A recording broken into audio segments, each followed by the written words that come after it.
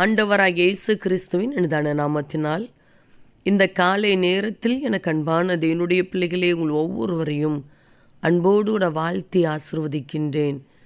எனக்கு அன்பான தேவனுடைய பிள்ளைகளே, வானத்தையும் பூமியையும் படைத்த சர்வ வல்லமையுள்ள தேவன் சாதாரணமானவர் அல்ல. அவர் உங்களை ஆசீர்வதிக்கிறவர். இந்த காலை நேரத்திலும் கூட அவரை நம்பி அவரை சார்ந்து வாழ்ந்து கொண்டிருக்கிற உங்களை பார்த்து சொல்லுகின்றார், மகனே மகளே, நீ ஆசீர்வாதமாய் இருப்பாய் என்று சொல்லி. எந்த இடத்துல ஆசீர்வாதத்தை இழந்து போய் இருக்கிறீர்களோ அதே இடத்தில் ஆண்டவர் உங்களுடைய தலையை உயர செய்து அநேக பேருக்கு உங்களை ஆசீர்வாதமாய் வைப்பார்.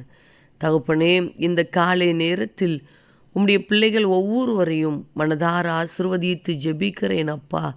எவ்வளவு உண்மையுள்ளவர், உங்கள் அன்பு எவ்வளவு விலையேறப்பட்டது அப்பா. இந்த நாள் உம்முடைய நாமத்தினால் ஆசீர்வதிக்கப்பட்ட ஒரு நாளாய் ஜெயத்தினாலாய் இருக்கட்டும் ஐயா. இந்த நாளுக்குரிய சகல காரியத்திலும் உம்முடைய கிருபையுள்ள கரமுடைய பிள்ளைகளோடு கூட இருந்து தாங்கி நடத்தட்டும் அப்பா.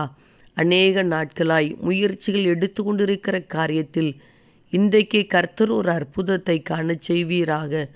மனுஷ கண்களில் தயவை கட்டளையிடுங்க அப்பா. சூழ்நிலைகளை அனுகூலமாய் மாற்றி கொடுங்கப்பா. இந்த நாளுக்குரிய சகல தேவைகளையும் உம்முடைய பிள்ளைகளுக்கு சந்தித்து நடத்துங்கப்பா. சரீரத்தில் நல்ல சுகத்தை கொடுங்க. பலவீனம் வியாதி மாறி போகட்டும்.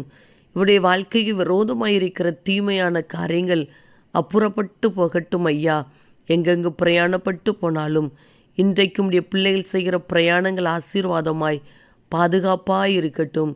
படிக்கிற பிள்ளைகளுக்கு நல்ல ஞானத்தையும் பாதுகாப்பையும் கொடுங்கப்பா. வேலை செய்கிற பிள்ளைகளை, தொழில் செய்கிற பிள்ளைகளை ஆசீர்வதிங்க, பாதுகாத்து கொள்ளுங்க. மனதார இவர்களை ஆசீர்வதித்து ஜெபிக்கிறேன். நீர் அப்படியே இந்த நாளை உம்முடைய பிள்ளைகளுக்கு ஆசீர்வாதமாய் மாற்றி கொடுக்கிறீர். அதற்காக உமக்கு கோடி ஸ்தோத்திரம். இயேசு கிறிஸ்துவின் நாமத்தில் ஜெபிக்கிறோம் ஜீவனுள்ள நல்ல பிதாவே, ஆமேன் ஆமேன். அன்பு தேவ பிள்ளைகளே, நீங்கள் ஆசீர்வாதமாய் இருப்பீர்கள். ஆண்டவர் உங்கள் தலையை உயரச் செய்கிறார். ஆமேன்.